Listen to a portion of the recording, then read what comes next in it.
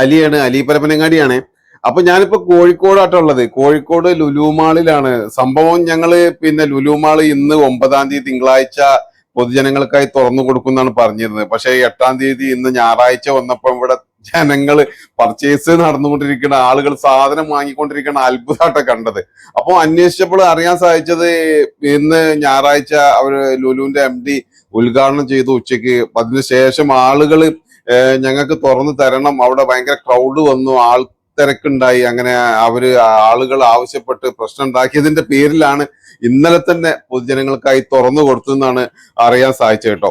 അപ്പോ 3.5 ലക്ഷം ചതുരശ്ര അടിയിലാണ് നമ്മളെ ലുലുമാള് കോഴിക്കോട് നമുക്കായി അണിഞ്ഞൊരുങ്ങിയിരിക്കുന്നത്, 3 നിലയിലായിട്ട്. അപ്പൊ 800 കോടിയുടെ ഒരു വലിയൊരു പ്രോജക്റ്റ് ആണ്. അപ്പൊ നമ്മൾ കോഴിക്കോടുകാർക്കും നമ്മൾ കോഴിക്കോടിന്റെ ചുറ്റുവട്ടത്തുള്ള പ്രാന്തപ്രദേശത്തുള്ളവർക്കൊക്കെ ഇനി വലിയ ഓഫറുകളുടെ പെരുമയക്കാലായിരിക്കും. അപ്പൊ ലുലുവും മറ്റുള്ള ഹൈപ്പർ മാർക്കറ്റുകളായിട്ട് ഒരു സൗഹാർദ്ദപരമായിട്ടുള്ള ആരോഗ്യകരമായിട്ടുള്ള ഒരു ഓഫർ മത്സരങ്ങൾ ഉണ്ടാവുകയാണെങ്കിൽ നമ്മളെപ്പോലത്തെ പാവപ്പെട്ടവർക്ക് അത് വലിയൊരു അനുഗ്രഹമായിരിക്കും. അപ്പോ പക്ഷെ ഒരു കാര്യം എനിക്ക് പറയാൻ കേട്ടോ, നിങ്ങളോടൊരു കാര്യം പറയാനുള്ളത്, നമ്മള് സാധനങ്ങൾ വാങ്ങിക്കുമ്പോൾ ഒരാളെ ഒരു പർച്ചേസിംഗ് കപ്പാസിറ്റിയുടെ പകുതിയെങ്കിലും നമ്മളെ നാട്ടിലുള്ള ചെറുകിടക്കാരിൽ നിന്ന് വാങ്ങണം എന്ന് പ്രത്യേകം പറയാനുള്ള എൻ്റെ ഒരു റിക്വസ്റ്റ് ആണ്.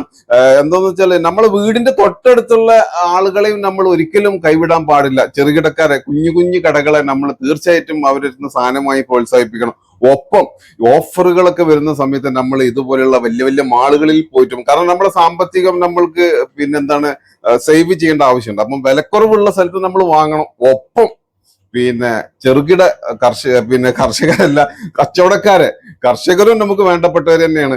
അത് നമ്മളെ വായിൽ എപ്പോഴും വന്നു പോയതാണ്. അപ്പോ ചെറുകിട കച്ചവടക്കാരെ നമ്മൾ പ്രത്യേകം നമ്മളെ വീട്ടിന്റെ തൊട്ടടുത്തുള്ളവരെ, നമ്മളെ നാട്ടിലുള്ളവരെ നമ്മൾ കൈപിടിക്കണം. ഒപ്പം വലിയ വലിയ ഓഫറുകൾ വരുമ്പോൾ നമ്മൾ ഓടി. ഇന്നലെ സത്യത്തില് ഈ ലുലു നാളെയാണ് തുറക്കാന്ന് അറിഞ്ഞിട്ട് പോലും സത്യത്തിൽ ആളുകള് ഒന്നാകെ അവിടെ നല്ലൊരു ക്രൗഡ് ഉണ്ട്.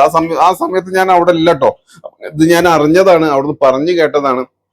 അപ്പോ നമുക്ക് മറ്റൊരു വീഡിയോ ആയിട്ട് വരാം. ഇനി ലുലുവിന്റെ അടിപൊളി വീഡിയോകളൊക്കെ എനിക്ക് പ്രതീക്ഷിക്കാം കേട്ടോ. അപ്പോ അടിപൊളി ഓഫറുകളും കാര്യങ്ങളൊക്കെ ഉള്ള വീഡിയോ നമുക്ക് പ്രതീക്ഷിക്കാം.